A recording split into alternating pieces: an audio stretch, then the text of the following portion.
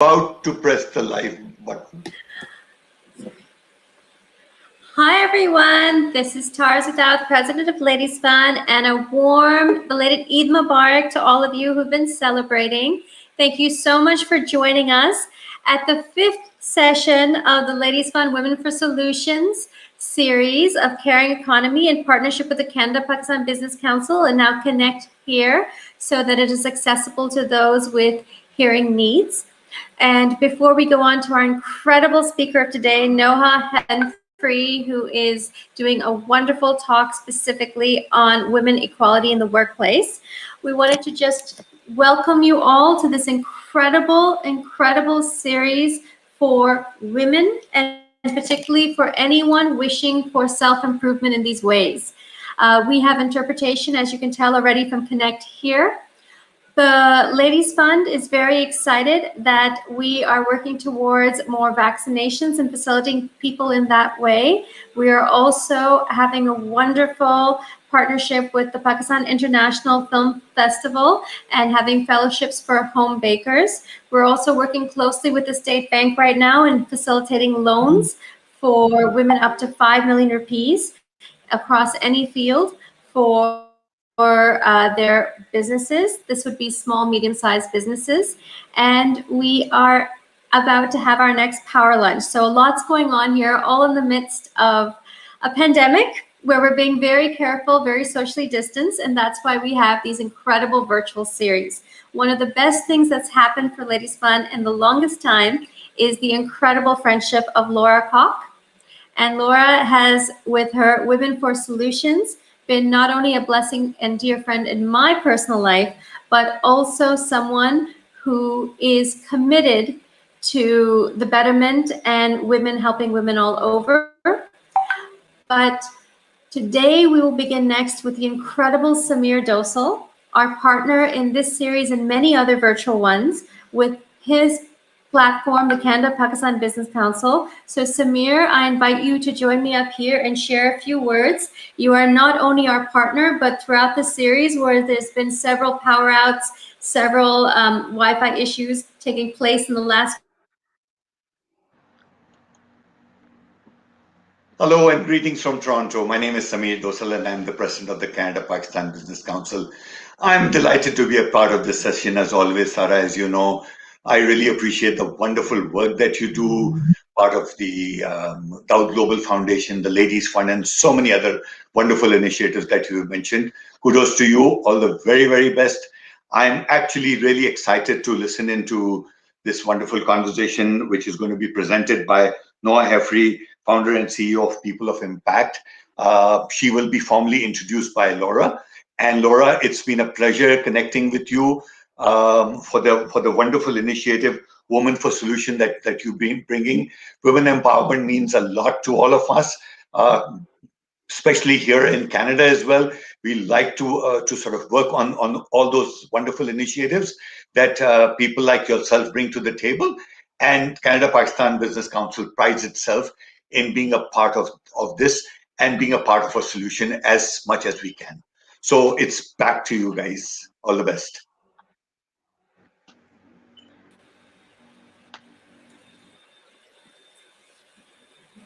Thank you so much, Samir. We cannot thank you enough for this incredible partnership.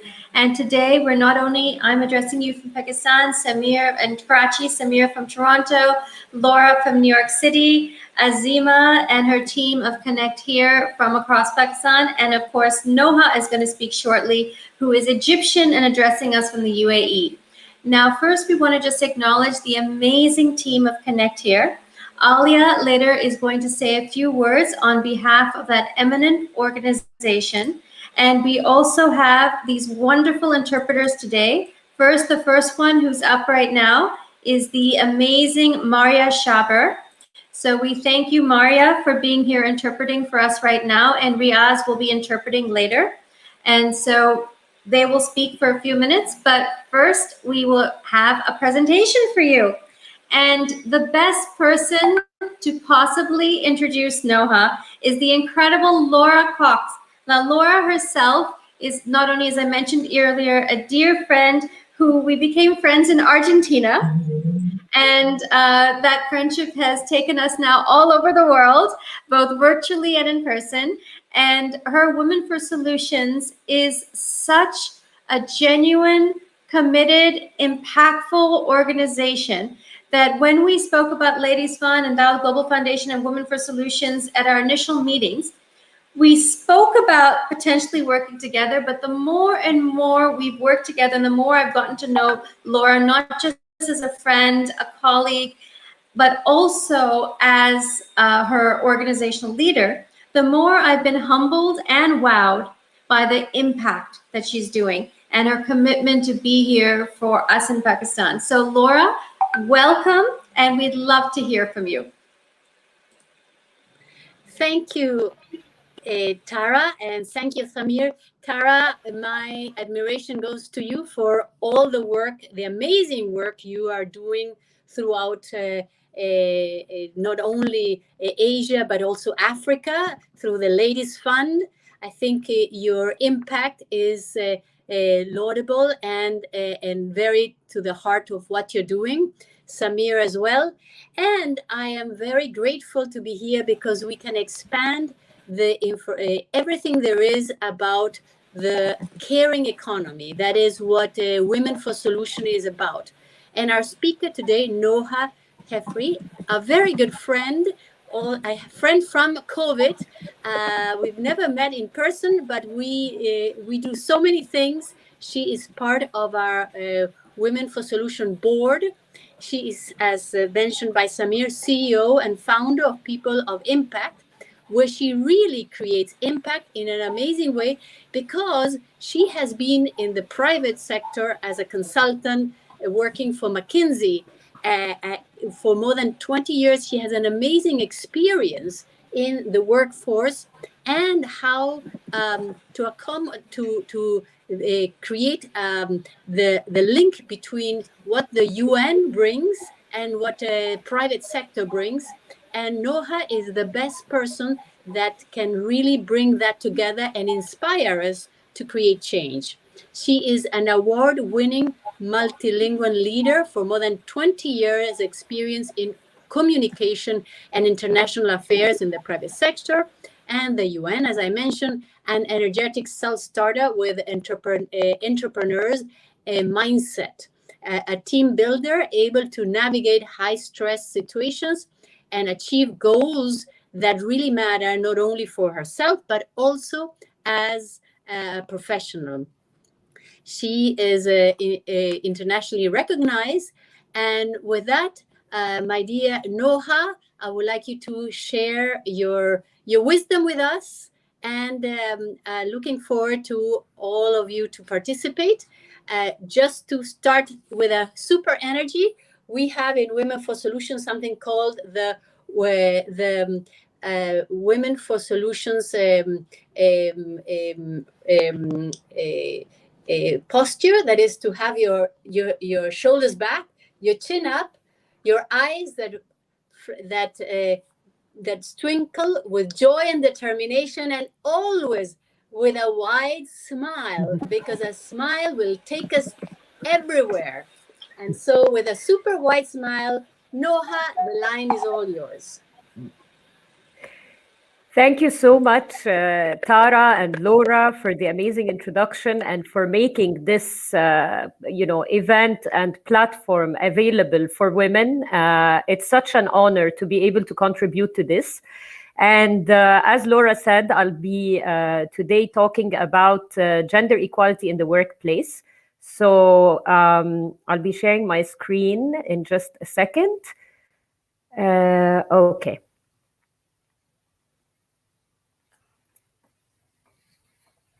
Sorry.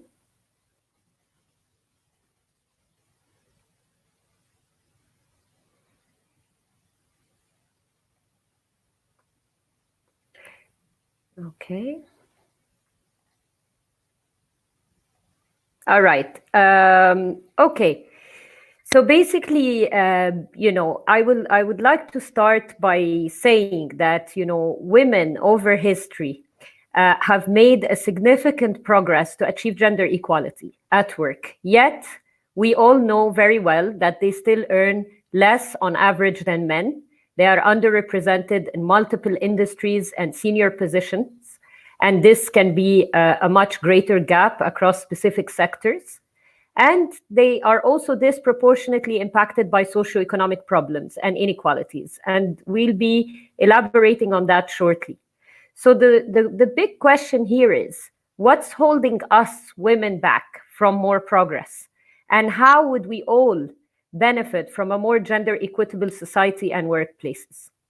So the objectives of my session is really to help us learn about the key definitions and drivers relating to gender equality, understanding the consequences of inequalities for companies, but also for the economic performance of countries, to help us understand the current context for gender equality, paying special attention to leadership positions in business and in public life. My presentation will also cover the structural barriers that contribute to the gender gap, and also what can we do about it? What are the key solutions and interventions, including actions, programs, and policies needed to create an enabling environment for women to thrive? So just to add a little bit about my background and why I'm interested and very passionate and honored to be here with you today is, as Laura rightly said, I've been 20 years in the field of international development, and a lot of my experience is focused on diversity and inclusion when I was in the private sector, but also I'm a UN Women consultant focused on women, economic empowerment, and partnerships. And besides that, I also work as part of a AI technology company that organizes and delivers, analytics to measure the progress on an organization's D&I journey, diversity and inclusion journey. So I'm extremely passionate about that, and this passion also led me not only to support different women organizations, but to co-found She is Arab, a dedicated platform for Arab women addressing their underrepresentation. So in terms of my presentation today, it is divided into 6 parts. We'll start with key definitions, the current context, the strategic frameworks that govern gender equality, including the women empowerment principles. We'll talk about measuring and reporting and the role of different actors in advancing gender equality. And just before I start, I wanted to say that this is going to be a very interactive presentation. So I really look forward to your interaction. There will be a number of questions to contribute to, and please feel free to write your question all throughout the session in case you have any clarification or would like me to elaborate on any of the concepts that I'm sharing. So let's start with the key definitions around gender equality. And I want to start by asking everyone here, what do these terms mean to you and how are they different? Because having worked for UN Women and in consulting roles with the private sector on gender equality, I know that there's a lot of terms when it comes to this field, and some of them are listed here, including, gender equality. Sometimes we say parity, equity, balance, and we also talk about gender equality and women empowerment. And also, additional terms that are very interesting have to do with gender sensitive, gender responsive, and gender transformative plans or policies or actions.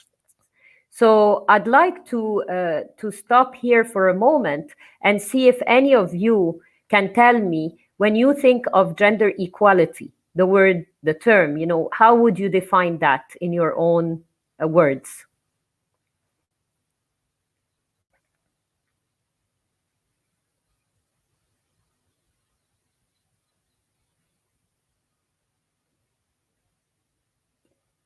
Okay.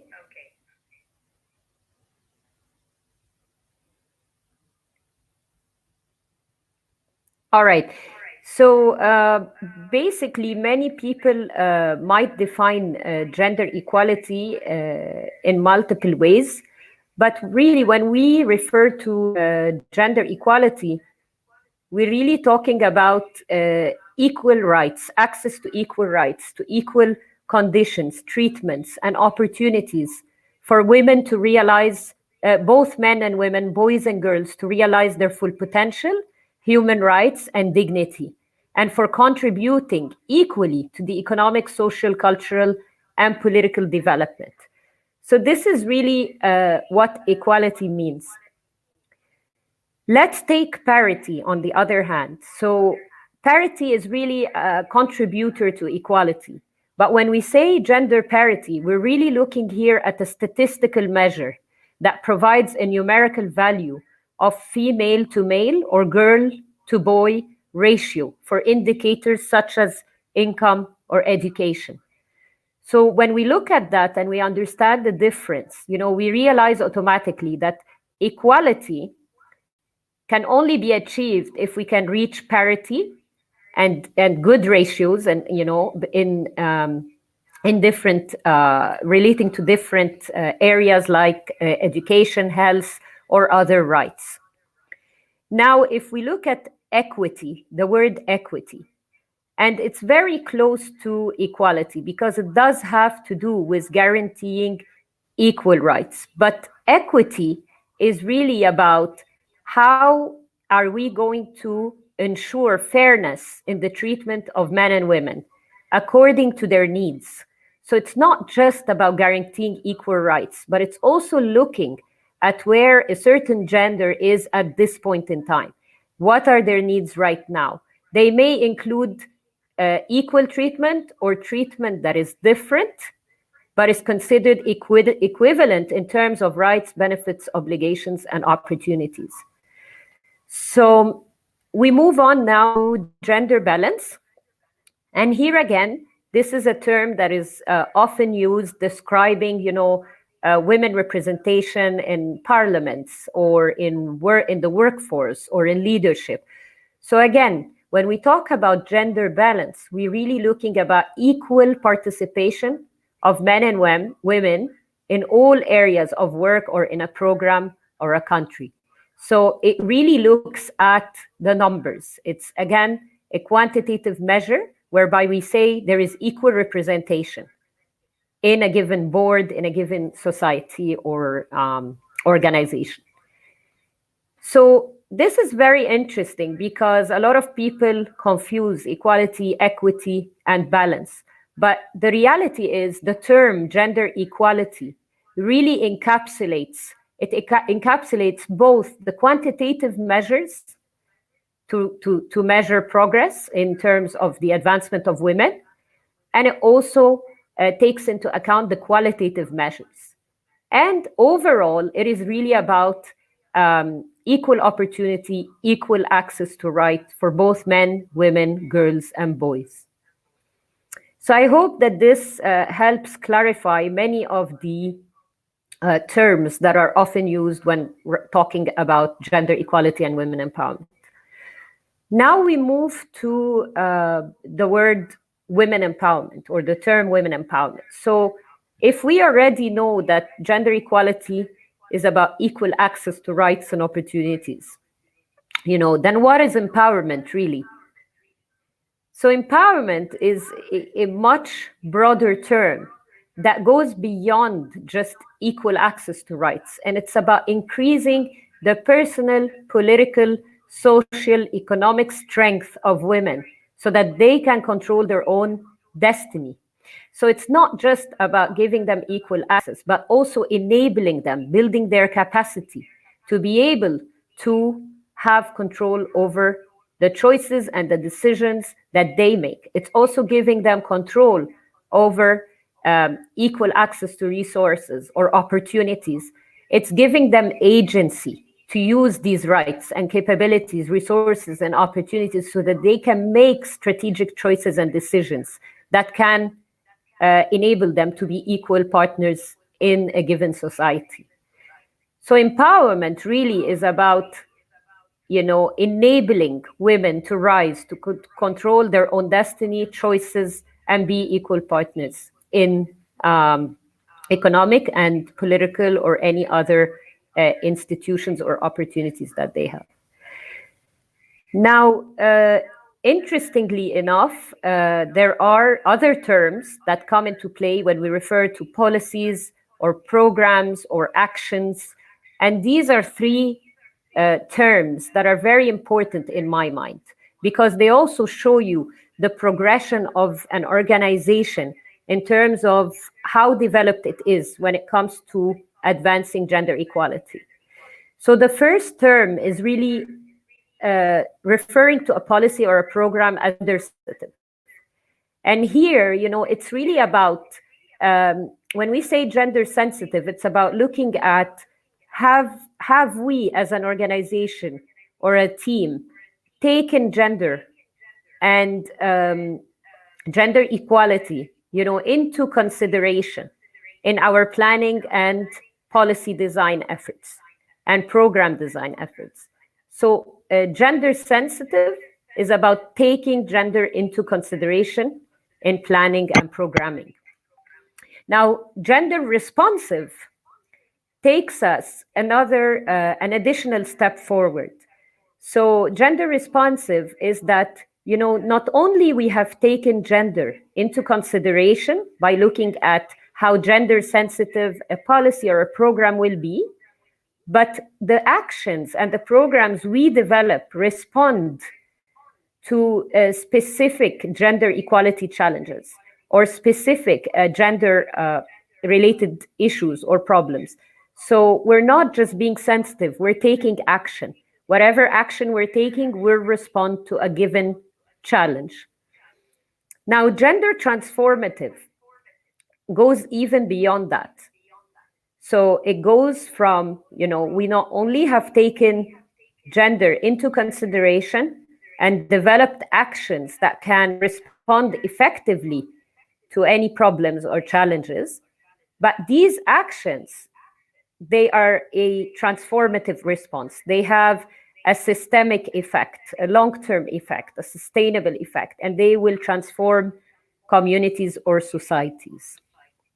So I want to pause really here and see if anyone has any questions. Okay. So, okay, I'll move on since there are no questions, and I will talk now about the current context for gender equality. So we all know that women's leadership matters. And we've seen this very clearly recently in the COVID-19 pandemic as it erupted.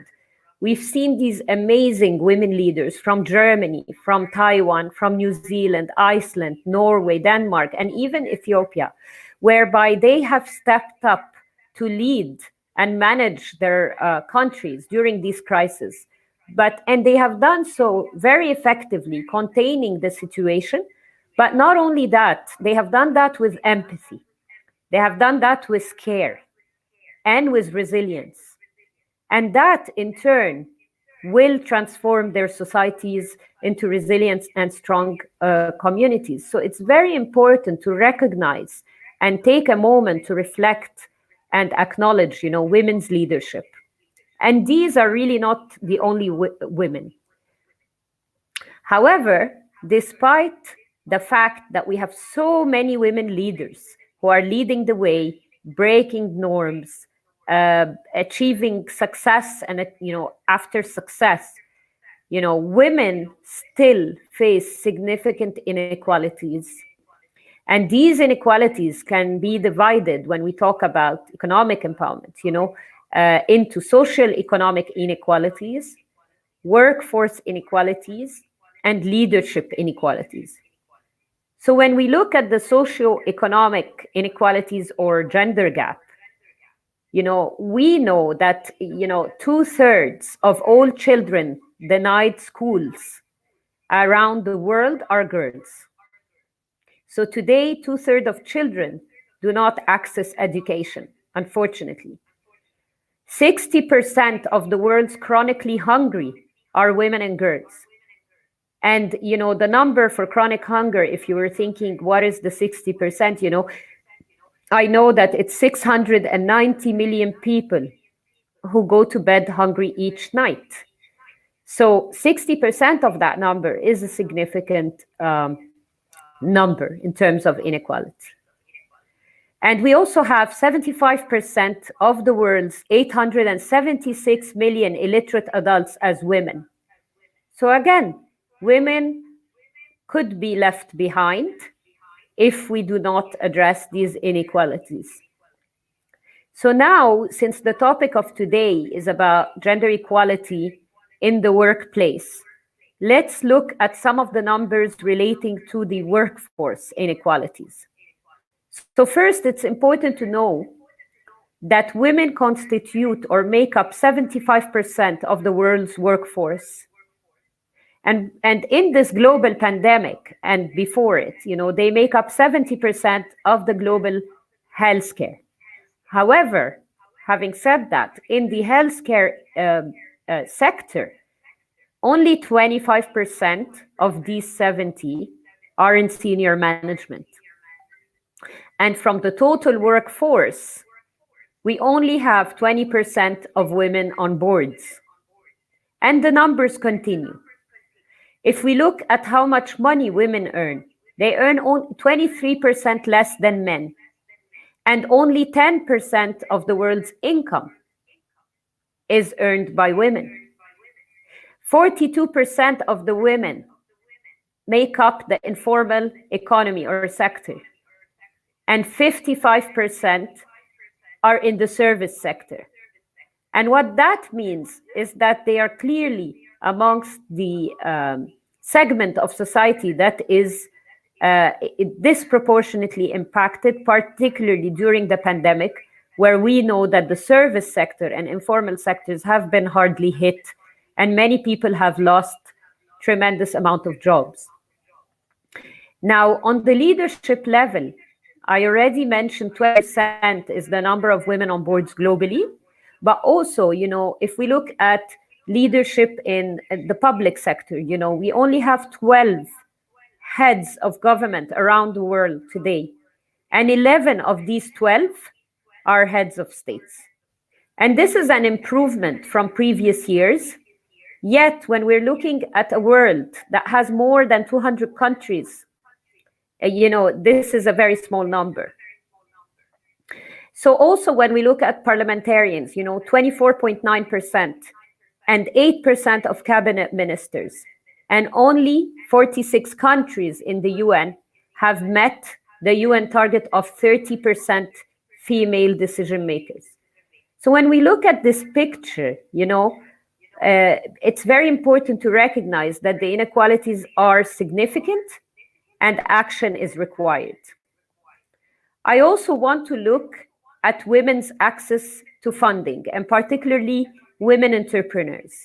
And here, if we look at what's happening, women's share of venture capitalist funding stands at only 4.3%. And, this is an extremely low percentage. And it is critical to address this gap, the founders gap, which means that women-led business are getting the least amount of funding in the entrepreneurship ecosystem. To address this, we need more diversity amongst VCs. So 89% of the VCs are men.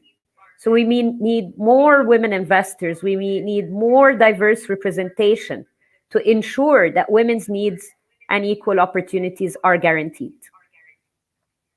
So having painted this picture, giving us more clarity, it is important to recognize that these numbers are not new, that before COVID-19, these inequalities were already there. And they have only regressed. Any progress on the UN Sustainable Development Goals has gone backwards, particularly on socioeconomic goals and targets. So it is really time for us to recognize that not only women make up half of the world's population, they are half of humanity, they are half of society, and they should make up half of our workplaces and have equal access to opportunities, if not more. And in order to do that, we need a shift in mindsets. We need to look at gender equality and parity as an economic and strategic opportunity, and no longer as a moral and social issues or an issue that women have to tackle, or HR in a company has to tackle. If we look at it strategically as an economic opportunity, we will find that organizations, including businesses, will start to make bold commitments. So here, the numbers are important. It is really disheartening to see the World Economic Forum numbers saying that it will take us 257 years to achieve economic gender parity as of 2020. And this is 10 generations of women. So, I challenge everyone to really reflect on what kind of bold commitments can we take in order to reduce this length of time. Because it is inconceivable that in our day and age, and with all the advancements as humanity that we have realized technologically and in other areas, that we are unable to meet minimum commitments for gender equality. And to attach a dollar figure to this number, it's very important to look at the impact of achieving economic gender parity. And McKinsey actually tells us that, the 26% of GDP, which is 28 trillion US dollars, can be added to the economy if we were to achieve economic gender parity between men and women. So again, for all the organizations or leaders who do not see a business case for gender equality and women empowerment, I challenge them to look at these numbers and reflect on it as an opportunity. And also to recognize that women's rights are human rights. It is not just a nice thing to do on the side of business. And again, I repeat, a social or a moral issue to tackle, but an economic and strategic priority for every organization and business. So having finished, painting really the picture, about, where are we with gender equality globally? What are the different terms? What are the types of inequalities that exist? Just to consolidate this thinking in our mind, I'd like to share a video from the ILO when they launched an initiative called basically the Centennial Initiative. And this video will show you where we are and where we need to go as organizations.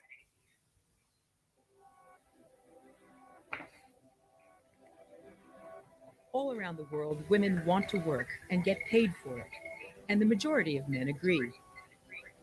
But there's a gap between women's aspirations and the realities of the labor market. Women are less likely to participate in the labor market. They face lower chances of finding a job.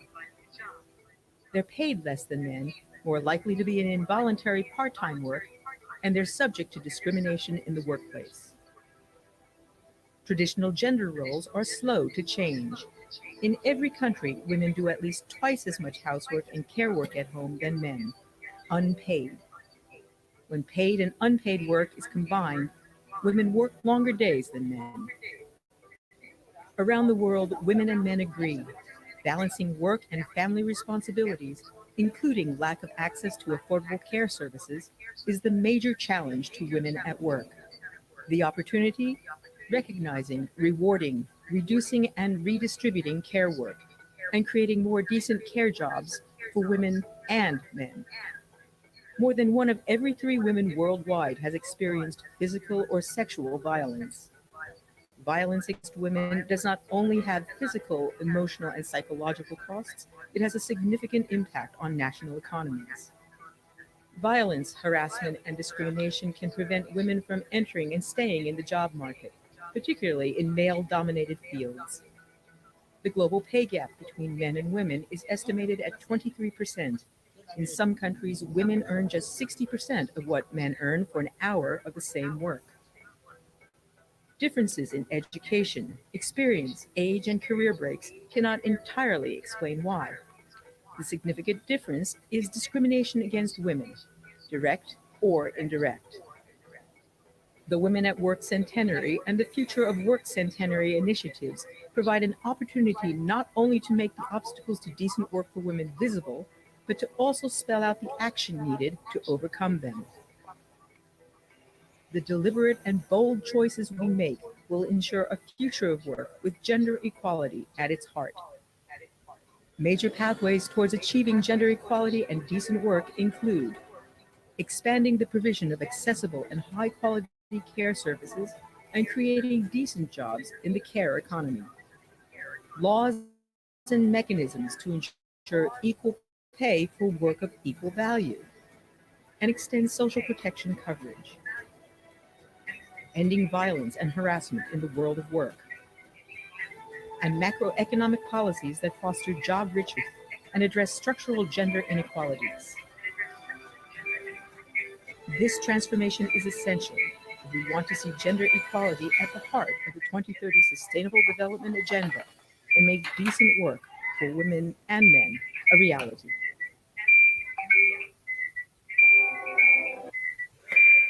So thank you so much, everyone. I just figured out from a technology standpoint how I can access your answers to the earlier question. So I want to acknowledge a couple of definitions that came through. And one is from Sabrine Haider, who says, increasing gender equality by paying equally to both men and women. And yes, absolutely. The pay gap is significant and is something that requires immediate action. And as again, the statistic is 23% women are earning 23% less than men. So this will take a bold commitment from organizations to review their equal pay policies and from countries to issue the required policies to provide an enabling policy environment that can encourage organizations to implement that. And Sabrine is also saying, encouraging the use of mentors, absolutely, for women empowerment. Never assume one person is better than another based on their gender. Always evaluate, interview, observe each candidate, absolutely eliminating discrimination in hiring, promotion, and in any work processes is going to be critically important to ensure that everyone has equal rights at work. Looking out for people within your staff with the skills to coach, guide, and support women. Absolutely, mentorship and sponsorship is a key criteria for success of organizations trying to advance gender equality. Mentorship, great. And last but not least, speaking at career seminars and making decisions. So I love really all the points that have been made by Sabrine, and I believe all of them are relevant. I know also that Omolara was saying that gender equality refers to male and female genders being at par with no discrimination. 100%. This is the right, basically, definition. So thank you for sharing that. And Fiza Yasmin from Pakistan, who says, access to equal economic opportunities. And she's saying talk more about them.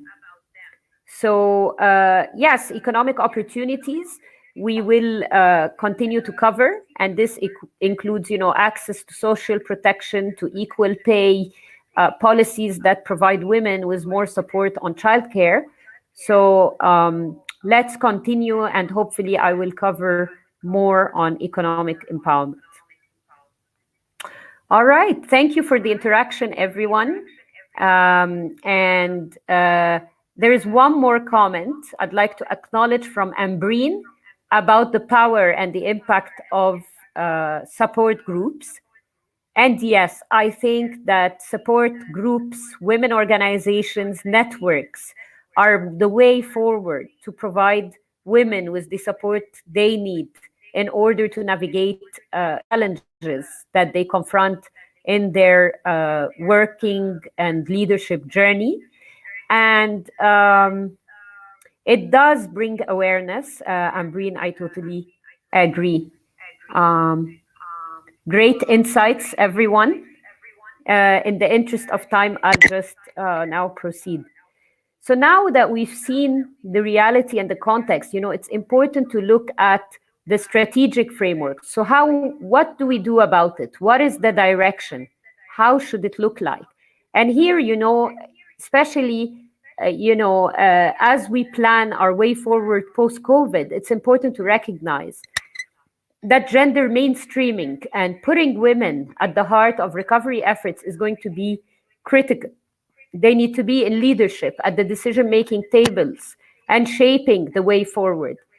All the needs of women and girls should be mainstreamed in policies, planning, budgeting, and programs.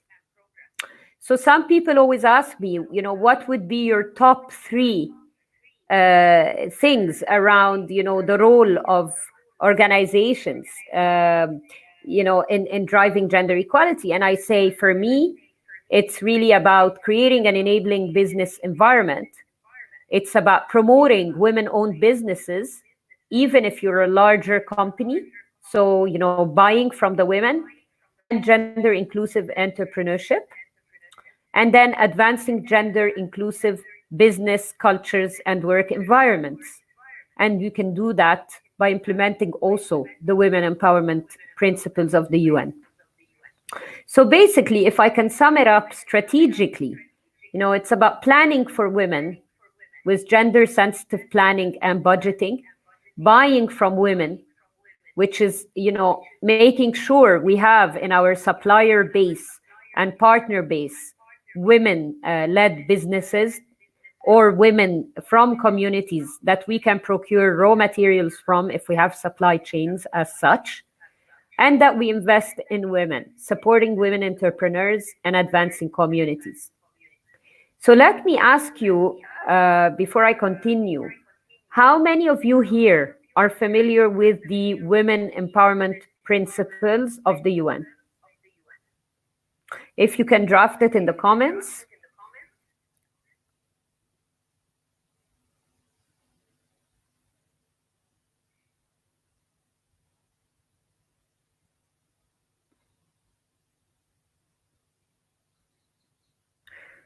Okay, so as we wait for the comments, I'll just get started, but would be very interesting to see how many people know the WEPs or have worked with it or other.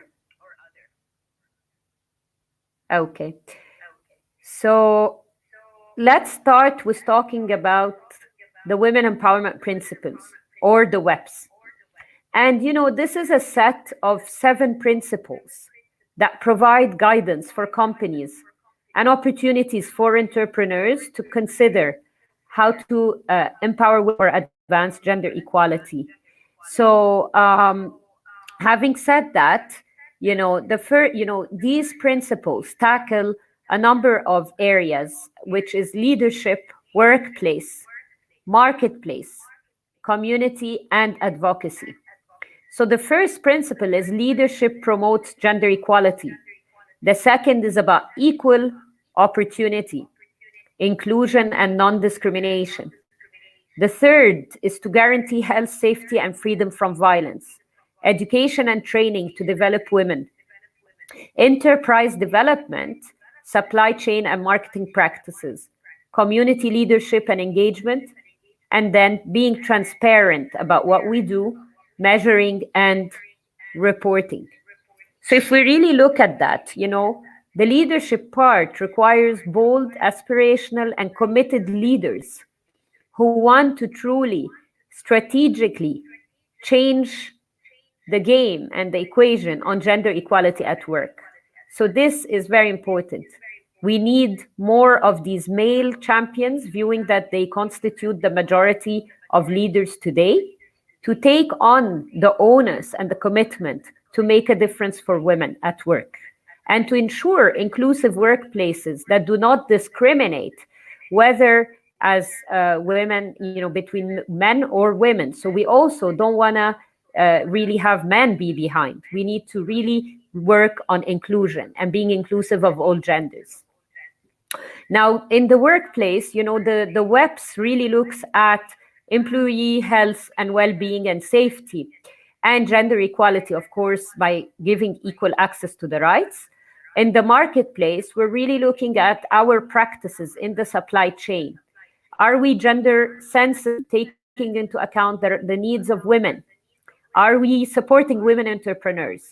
And in terms of marketing practices, and this is very interesting, and I was fortunate to work on it, on a project relating to ethical marketing, and to be part of contributing to the UN Women Unstereotype Alliance launch in the UAE. And I would say here that when a company looks at how gender sensitive or responsive its marketing practices are, they will ensure that they eliminate basically stereotypes in advertising. They will also make sure that they hire marketing companies that put women first, that have equal representation, or at least are thinking about that.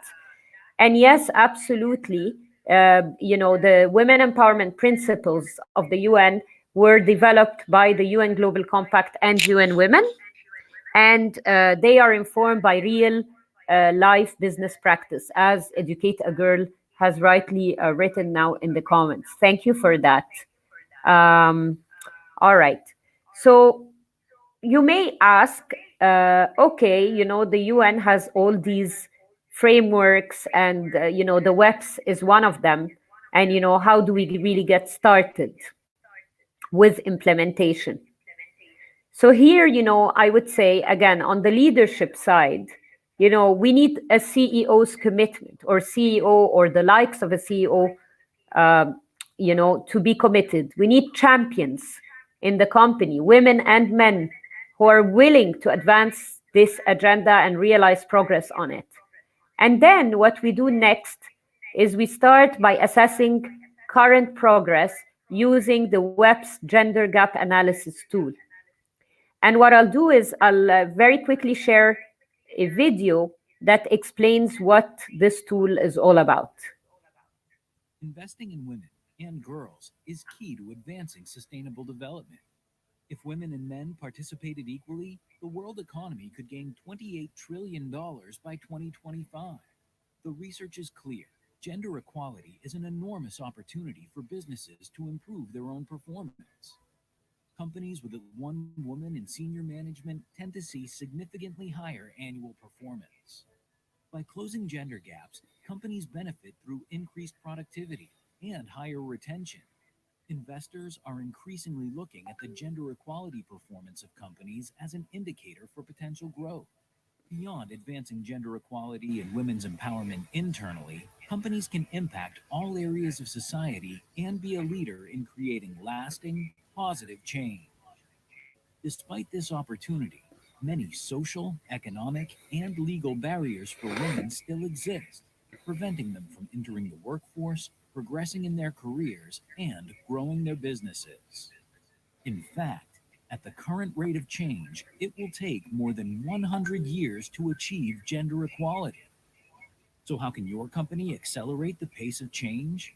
Introducing the WEPS Gender Gap Analysis Tool. It's a self-assessment tool that improves your company's ability to assess current gender equality policies and programs and identify gaps and opportunities for improvement.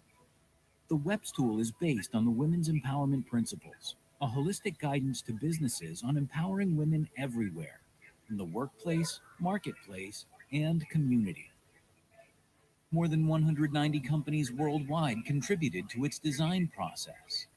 The WEPS Gender Gap Analysis tool allows companies everywhere to understand best practices, existing resources, and international standards. driving gender inclusiveness and women's empowerment.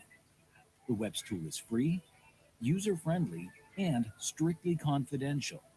By using the WEPS Gender Gap Analysis tool, your company can assess its strategic approach to gender equality, identify gaps and opportunities for continuous improvement, learn global gender equality best practices, benchmark against peers and industry standards, contribute to the Sustainable Development Goals of the United Nations, and turn the global goals into local business.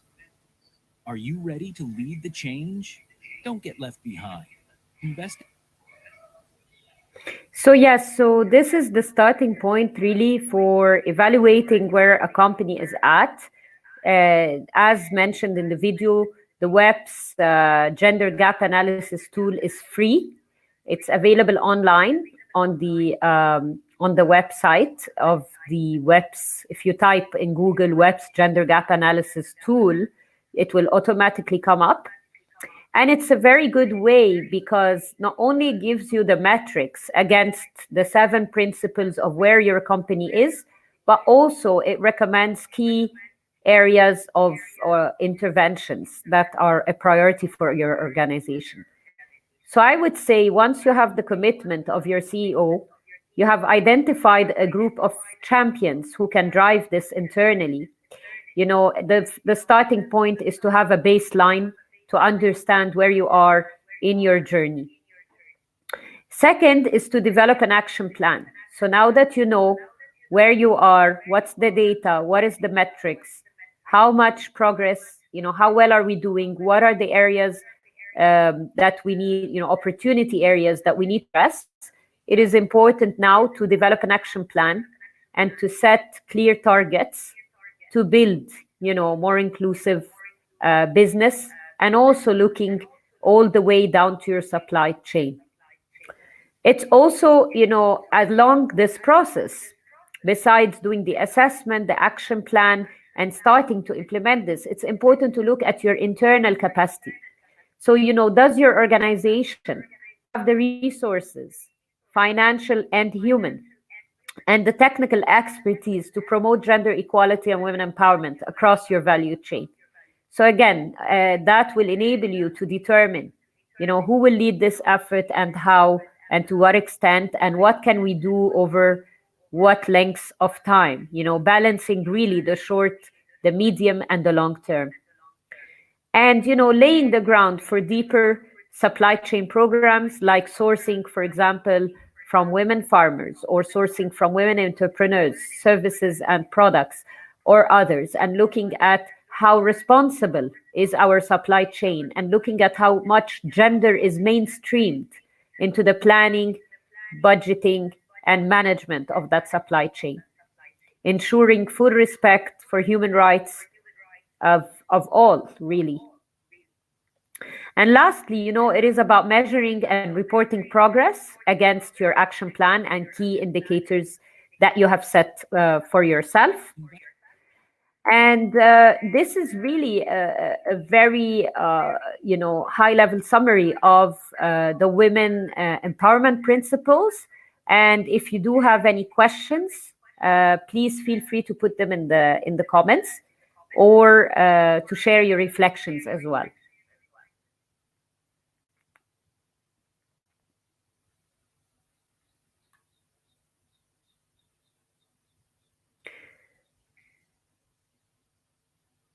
Okay, so I'll move on to talk about measurement and reporting. And what I wanted to say, you know, as a consulting, is that, you know, I know that so many people and have the greatest intention, you know, to advance gender equality and to help and support women and empower them. And many organizations have, you know, over the last few years, you know, really taken many steps to increase women's representation in the workplace, and, you know, in leadership within their own companies, etc. They have done efforts to review their pay. We know that governments as well are also having this great momentum with policies being reformed around the world to enable women. However, it's very important to recognize two things. So similar to in the environmental sustainability field, how we have a lot of greenwashing, which is about, companies really using the environmental sustainability cause, for good marketing, but, making claims that are not always correct. And really, again, in the gender equality field, the same is important to consider. How can we not be just ticking boxes? How can we not be, paying lip service to this momentum around gender equality that is happening all around the world? How can we be authentic and genuine about our efforts? And the only answer to that is really about sustainable actions that lead to transformative change. And the way we can demonstrate that, good intention and commitments are translated into action and are positively impacting the women is by actually measuring, by developing KPIs and indicators that matter. So I'd like to share, a top line summary of, the type of indicators that would help move the needle on gender equality at work. So, the first one is about the percentage of women in senior leadership. And most recently, after the pandemic broke out, the UN Global Compact has established, along with UN Women, a minimum standard of 30% representation of women in senior leadership. And there has been a lot of discussion around achieving gender balance, which means 50% representation in the workforce. Now, that can differ from one industry to the other, and also can be impacted by the availability of a talent pipeline in certain sectors. But at the end, it is believed that the minimum standard for women's representation in senior leadership should stand at 30%. It's also important to look at how we increase representation on board. It is 20%, the percentage of women on boards globally. But again, every context is different. The importance is to look at it from a gender sensitive lens and see, what do we need to do to get there and to achieve better numbers and report these with a lot of transparency. Another indicator is the ratio of the basic salary and remuneration of women to men for each employee category by significant location of operation, and this is to measure equal pay. Another thing is about equal opportunities. The percentage of new hires who are women, the percentage of women being promoted, the retention rates, of employees that took parental leave, broken down by sex, male or female. And then how safe and inclusive are our workplaces? Do we have confidential grievance, mechanisms where people can bring, their complaints about what they don't see as adhering to our code of conduct or practices, or what constitutes discrimination or harassment?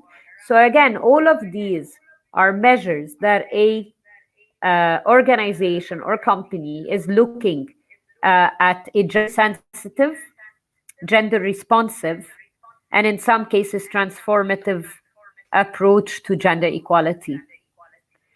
The other indicators have to do with equal opportunity. So looking at percentages of women in traditionally underrepresented role or male-dominated sectors, training and development, how much has the company invested in employee development and the average hours of trainings received to develop, a future leadership pipeline, or to run, unconscious bias training, gender intelligence training, and others. Gender responsive procurement, the percentage of procurement of the company spent with women-owned businesses, or with businesses, if they are not women-led, that have a strong commitment to gender equality. the percentage of workers in the supply chain that are receiving a wage. Again, I talked about the marketing earlier, but it's about, ethical, responsible marketing embedded into corporate policies and eliminating gender stereotypes. When we design products, one indicator is, our commitment to integrate inclusive gender consideration into design and delivery. And last but not least, how are we ensuring as an organization that we play our part in leaving no one behind? And that is women in communities. So looking at the percentage of financial or pro bono support for gender equality programs. So these set of indicators really tackle systemic barriers for women empowerment. And, they are not standard across industries or sectors and very dependent on the size of the company, but they provide a good guidance to what kind of areas should we be looking at in line with the women empowerment principles. And, what I want to say before, moving on from the reporting, is, a lot of organizations can say we're committed to gender equality, but how do you translate that into action? How are we turning this beautiful commitment and PR to actual actions that are transformative, that drive women forward? This is what we need to see in order to reduce the 257 years that the WEF talks about, So I really urge all of you here, whether you are from a women organization or an entrepreneur, or you work for a company or part of a public sector entity, to champion this type of work within your company and organization, because this is what can truly make a difference. And I wanted to see, if you can write in the comments as well, how do you go about measurement in your own organization? Are any of you measuring?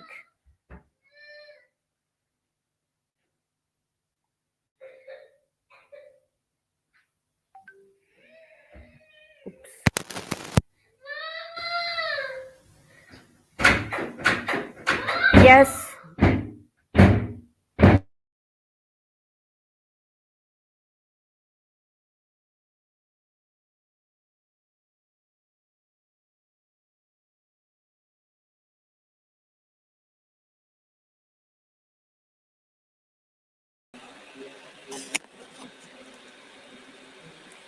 Hi, everyone. I think that Noha's got a lot of digital stuff going on at the moment, and she's sorting it for you all. But we've got so many. Okay, good, Noha. Welcome back. I sincerely apologize. I had a family interruption. So as a woman, experiencing firsthand the situation. So, hello? Yeah.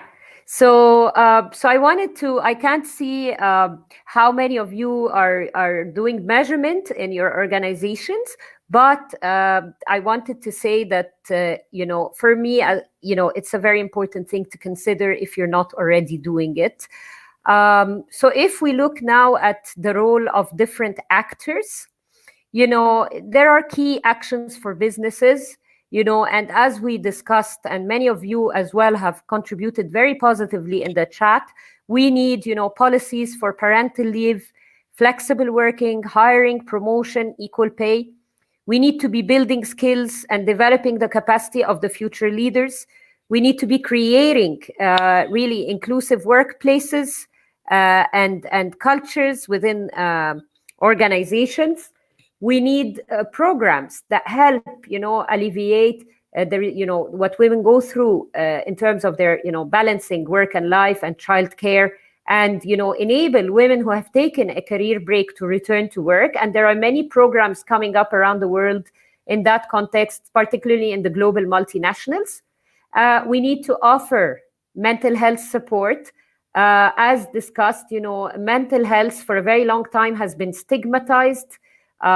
as an issue. Not many people will feel comfortable talking to their manager about their mental state. And therefore, it's critically important, that companies and organizations start to look at mental health, particularly that of women and their needs in that area, as a strategic priority, something that they would be willing to invest in. Because we all know too well that, why most women or men even are not retained, results from, a mental state, right, of not liking a certain culture or feeling toxicity or a negative work environment. And competitive environments also create that pressure on mental health. So we really need to look at this as something to tackle. Most people also, in a survey said that they leave companies because of difficult managers that they report to. So people, again, need all the support, and particularly in this pandemic when everyone is working remotely, how do we really offer the support to both men and women in that area? Looking at the minimum representation of 30%, 50% in workforce, promoting women-owned businesses, supporting the decent work and supply chains as iterated in the WEPs, empowering women in the community, but also, supporting women in STEM. And we know, again, from the pandemic that they are the enablers of an innovative future. So how can we retain them when they join the workforce? How can we ensure that, so many women are graduating from science majors? Are we tapping into their full potential? Are we capturing and retaining them into the labor force? Or are we losing that pipeline of talent who can, really support us into the future through science and technology? And engineering and math. So again, I think a big focus on that would be critically important. In the pandemic, we've seen remote working after, being something that we all thrive to get our companies and organizations to commit to. The pandemic really imposed it, and it should continue, because it should continue beyond the pandemic, even if it's resolved, so that we can all continue to try and balance our care and work responsibilities. I did talk about women in STEM, and again, that would guarantee inclusive innovation that takes the needs of women into account. So it's not only about enabling women in STEM, as I mentioned earlier, but the reason we would want to do so is to ensure that, solutions being designed for the future and impacting the future of people and including women, take women's needs into account. And therefore, again, the need for STEM talent. And as I said earlier, the need for women investors, the need for education, absolutely, Shazia. These are all critical components and for driving gender equality. So before I move on to talk about unpaid work, I want to go to Sabrine's question. And she says, give training to raise awareness and promote fair behavior, provide childcare facilities, family-friendly policies, absolutely. Shine a spotlight on successful women, 100%, highlighting role models, both internally and through media, establish policies for fair pay, work-life balance. Absolutely. I couldn't agree more with all the points that you have included. As for Shazia's question about education, I think that, education is the unlock for all of this. We cannot move forward without education. And I think it's one of the most important sustainable development goals that can resolve, poverty, hunger, even gender equality, equal participation, access to rights. All of this is critically unlocked by education.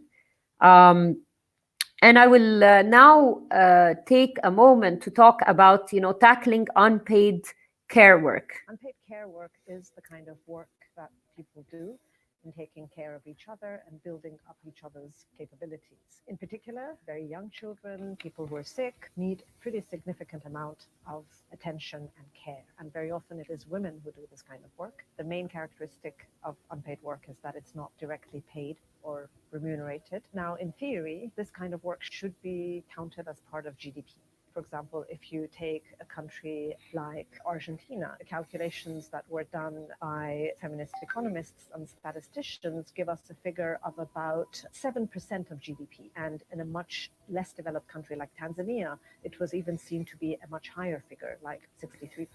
One study included also a case study of Switzerland. What was found out was if you added the unpaid care work that is done in Switzerland and you value it, it's almost as big as the banking and insurance industry in Switzerland. But to really value this work, I think what is really important is to appreciate its significance for any society or economy. So this work is really what makes, the society and the economy tick. In many ways, this kind of work can be seen as the solid foundation on which official industries and services and economies and schools and universities sit. Without this kind of work, it would be very difficult to even think of a society that can function. One kind of universal fact seems to be that in nearly all human societies, it is often upon women this kind of work falls. What we say, it's highly feminized. We have some data showed that something like 75% of all unpaid care work is carried out by women and girls. So this is a very unequal distribution between men and women. In fact, it does penalize women, because taking on the bulk of this work often carries a penalty in terms of not being able to have a full-time job with a decent wage, not being able to accumulate a pension, not getting all of the benefits that come from formal sector employment. So the penalties are many, even though the benefits to society are huge. Redistributing care is really, really critical. So that really involves a rethinking and redoing of our kind of social relationships. States can go a long way in terms of making sure that there are good quality public services, childcare services, but also you try and change your expectations and social norms so that women and men can share those responsibilities more equally. So with more policies, you also increase the social expectation that more can be done to redistribute the work and not to just say this is a private matter and it's for families to deal with, which very often falls on women and girls.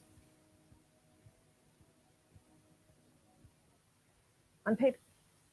So I hope that you found, this video to be interesting, and a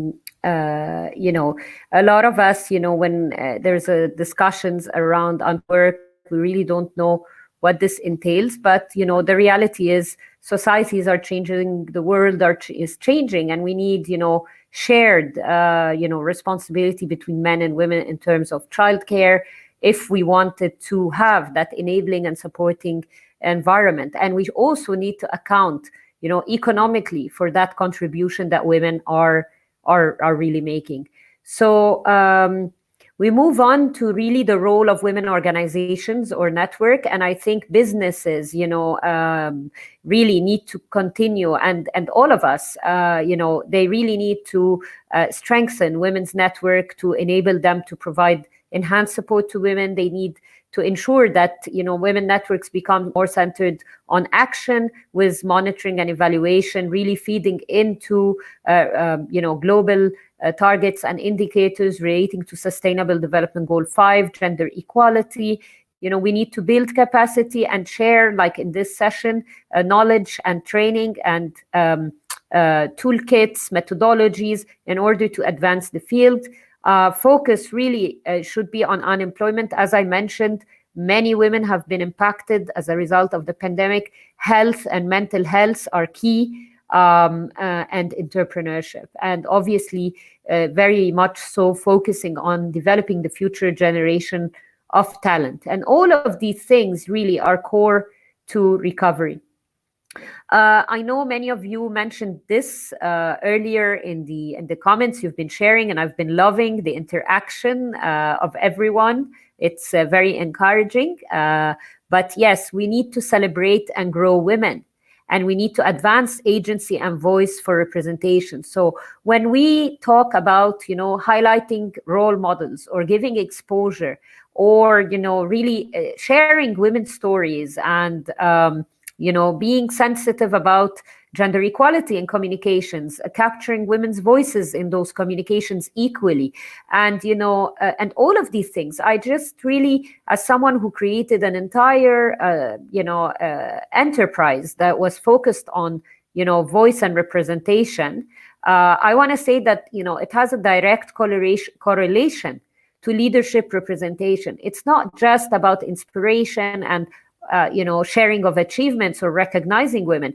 In fact, the more we highlight those role models, we give them exposure, their stories are out there, maybe, they get more opportunities to join leadership roles, board roles, or even even in more junior positions, get more visibility about their talents that have been shared by other women. And, getting that third-party endorsement is very important. So, I do encourage everyone, if you know a woman that you think is doing amazing things or is amazing as a mother, as a professional or a leader in the private public sector, please highlight these women. And I think our society for a very long time has looked at role models purely from an achievement in the business sense. But we really also need to look at human values, women of determination, of courage. A mother who is raising her children is a wonderful role model as well. So again, highlighting them, giving them exposure to the amazing things they are contributing to our society will only build more inclusive society.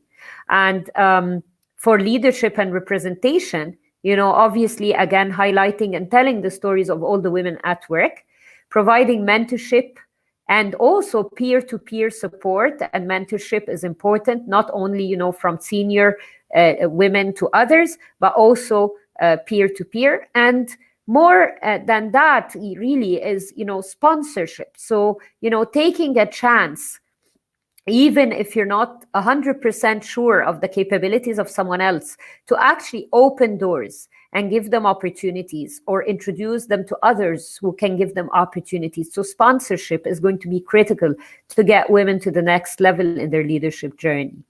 So again, a question for you is really, who is your role model and why? I mean, today we talked about heads of governments like in New Zealand and all of that. We talked about women at work.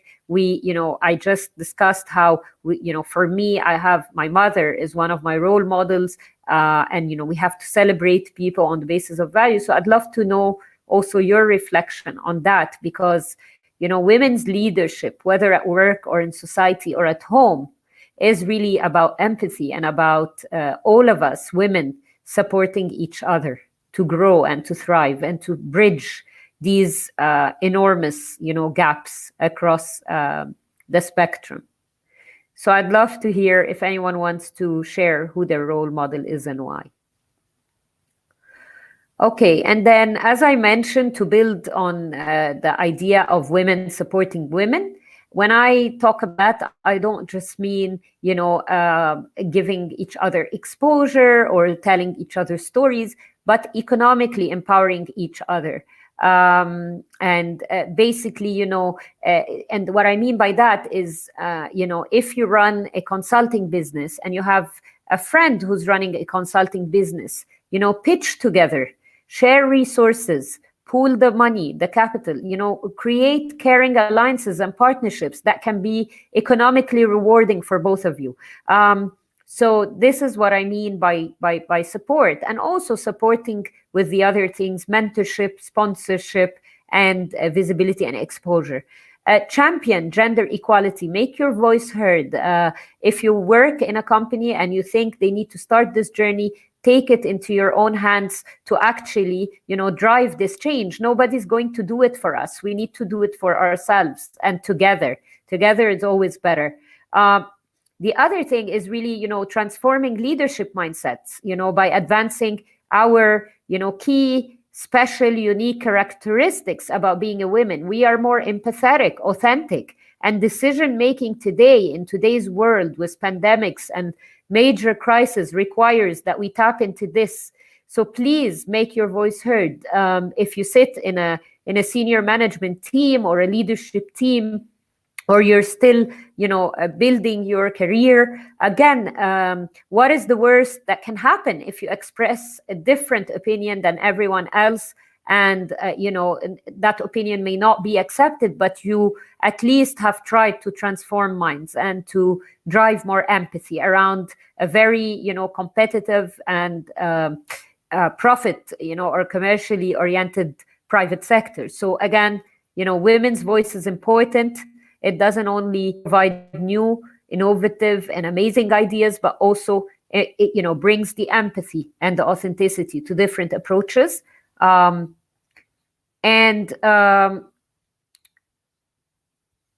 Basically, encouraging the procurement from women and learning and unlearning. I mean, all of us, continuously also being honest with ourselves about the mindset that we need in order to empower other women or to empower ourselves.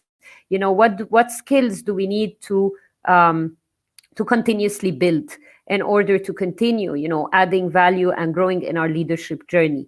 How can we use downtimes in our journeys to build our skills or to develop ourselves for the next step in our life? So I'll stop it here and ask if any of you would have questions. But really, this is an opportune time to turn this challenge of gender equality into a real opportunity.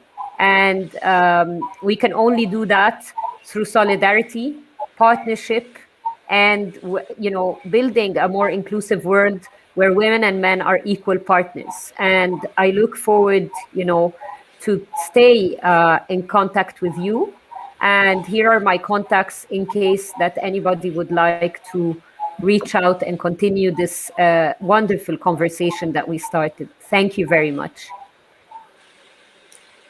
Thank you so much, Noha, for this wonderful insight on such an important topic. Women working in the workplace need this sort of guidance and insight and sisterhood that you're providing. And that applies all over the world, and certainly for those of us in Pakistan, and as you pointed out, the many, many Ladies Fund members in Nigeria. So we wanted to begin by thanking you, and of course, the amazing Laura Koch and Women for Solutions for bringing you to the Ladies Fund world today. We also want to thank our incredible members and community and their great engagement. Some of you saw comments, some are privately emailing you, some have been WhatsApping us, and it's been overwhelming, the love and response and appreciation that people are sharing for you. We even have comments, what a wonderful human being you are, coming from our members, including Khadija Osman in Lahore, from Ladies Fund Lahore.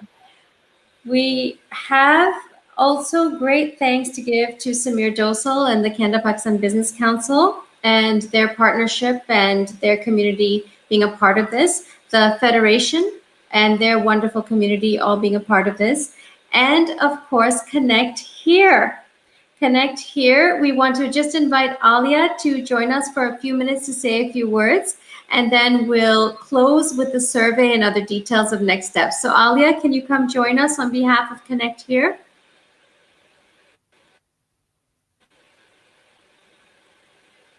We can't hear you, Alia.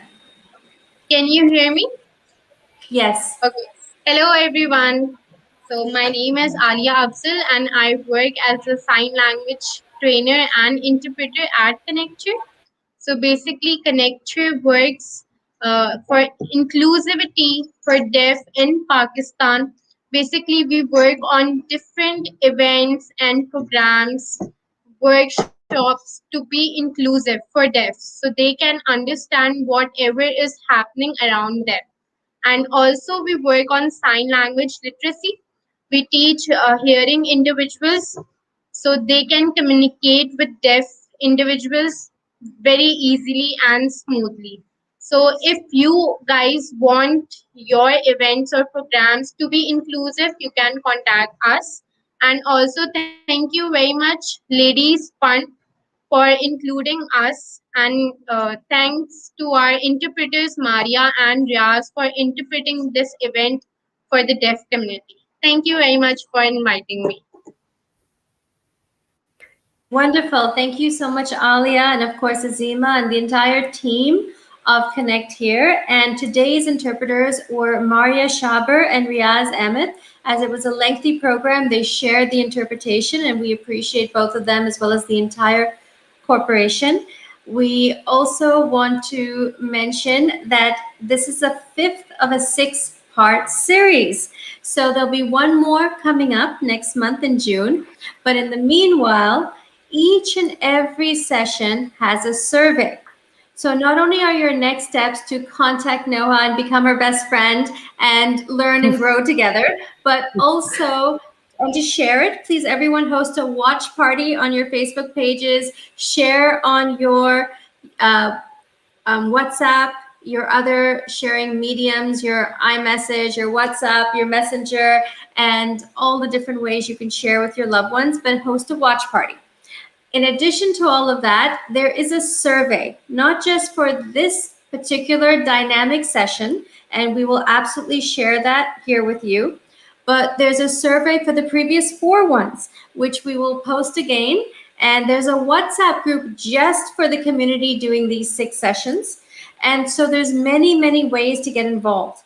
There's a conversation, there's a dialogue of these entire 6 sessions, plus after you complete watching all 6 sessions, which are permanently on Facebook, and completing all 6 surveys, you will be certified Women for Solutions, which is a global certification. And so we encourage all our members and community members and all of you watching this to proceed with that. We cannot thank Women for Solutions and Noha enough for bringing this to us, and applauding you for your insight and your commitment and dedication for the betterment. As you said at the end, not only is women supporting women about bringing opportunities together, but includes everything from pitching together to collaborating, brainstorming, seeing one success as the success of the other, and success can be twofold. So with 2 people pitch, the success can add up to more than 1 + 1 adding up to 2. It can add to 3, 4, 5, 6, just because the chain reaction of collaboration in that manner can just grow and grow. And while we encourage and are representing women supporting women, we also must again thank Samir Dosal and the Canada Pakistan Business Council for taking this entire event to new global heights, and of course, members of Ladies Fund Nigeria. Thank you all the best, and have a good rest of your day. Thank you. Thank you. Thank you so much.